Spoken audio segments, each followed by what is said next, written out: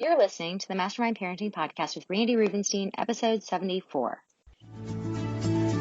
My name is Randy Rubenstein, and welcome to the Mastermind Parenting Podcast, where we believe when your thoughts grow, the conversations in your home flow.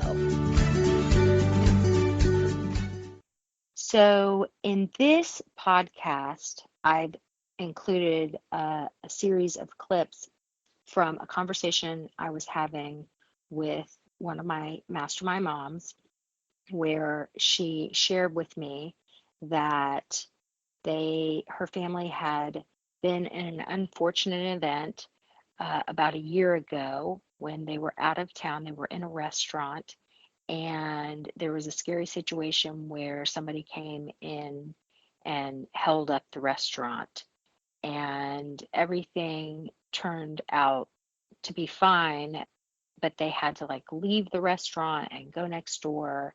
And she'd even kind of forgotten about it because it was like a close call kind of situation.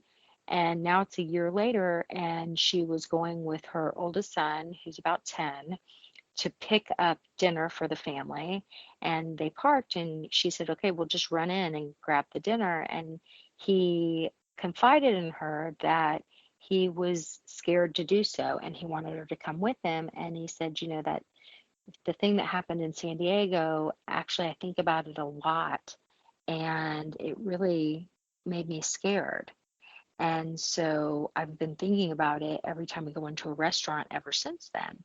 So she left me a message and said, will you advise how we should handle this? So I just left her a quick message back, basically talking directly to her son so that they could just kind of handle it in real time. And what I really want you guys to focus on is that we were talking, this mom in particular, we've kind of moved on to the graduate level of the program where we're doing what I call the Jedi mind tricks and the mind mastery, and where we really focus on what are we thinking and how our thoughts don't control us. We actually have the ability to notice our thoughts and realize that everything that we're thinking causes us to feel a certain sensation in our body, which causes us to act in a certain way and ultimately chooses our results in life. And so when we change our thoughts, we change our results. And it's a pretty high level concept, and it is something that you learn to do, and you learn how to do it better and better and better in time. It makes more sense, but it's kind of this esoteric term. And she and I had been discussing, how do we teach this to our kids? Like, what if our kids could learn this during childhood? Like who will they become as adults when they realize they are actually in charge of their brains and they have a say in the matter?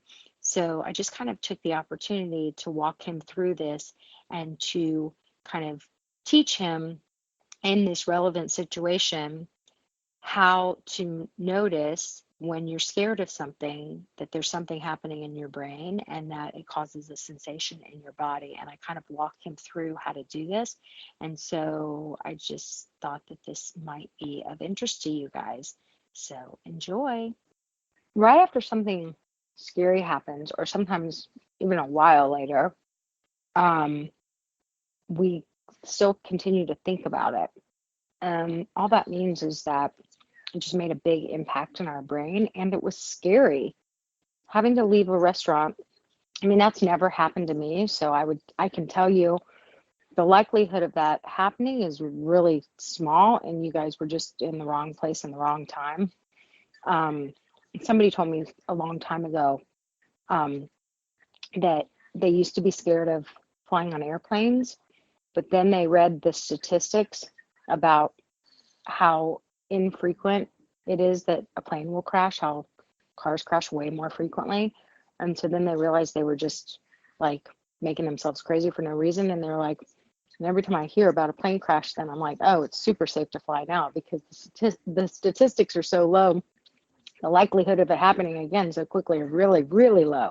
So they just kind of play games in their own brain about it and kind of talk themselves out of it. But I think the most important thing is, first, if you are scared about something, like if something freaked you out, you have to just like, don't try and push it away and just be like, yeah, that was scary.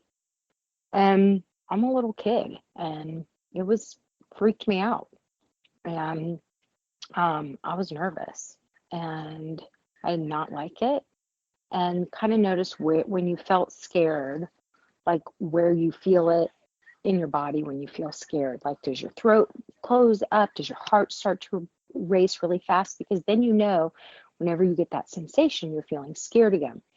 And it's actually really interesting because whenever you see something that reminds your brain of some time that was scary, your brain a lot of times will cause your body to react in the same way.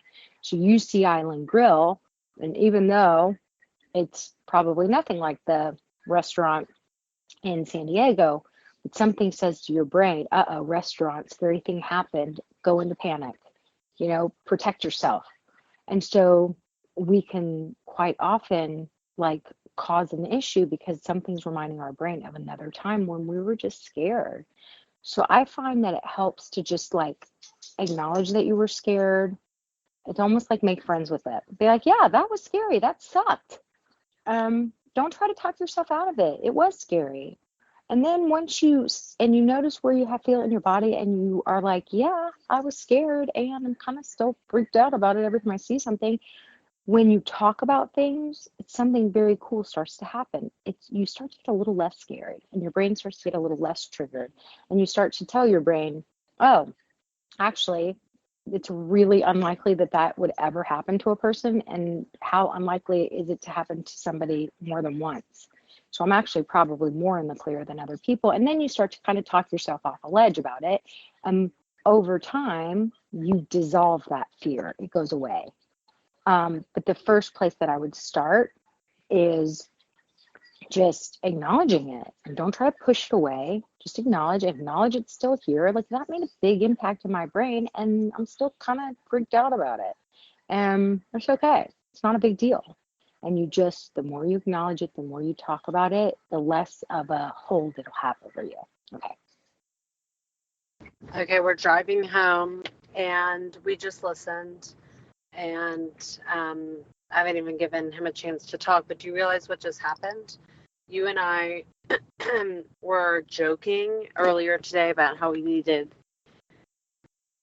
doctors on call. Like we just came up with something and had the VIP doctor on call. The same kind of thing. I know you're not a doctor, but you're better than a doctor, to be honest. That's what that just felt like. God, I'm so lucky. You're funny. And I love that I know Jake a little bit and I can picture him. And so I know, like, my main thing is Jake, I just want you to know, like, you're totally normal. And the fact that, like, you're telling your mom, hey, listen, this is going on for me, and you're not just like holding that inside like a lot of kids would do, it actually takes a ton of courage to be able, especially as a boy, because boys are told, like, y'all have to be so tough and whatever. So to be like, hey, I kind of have a situation that is sticking with me, and like having the courage to say I'm afraid of something, like that is so powerful. So I just want you to celebrate yourself for that. And that's what I tell my kids all the time is like when you tell well, we can talk about anything and everything. Like calm people solve problems. When we talk about things, we don't have to live in fear. We don't have to be freaked out forever because we can talk about it and then we can solve the problem and figure it out. Like there's nothing that's not figure outable. So awesome. Have you read my book, The Parent Gap? Have you listened to my book, The Parent Gap? I doubt you've listened because my publisher hasn't released it yet on Audible. However, I have the audio version of The Parent Gap that I would love to send to you. You can download it at mastermindparenting.com/book. That's mastermindparenting.com/book for your free audio version of The Parent Gap. You're welcome. Bye.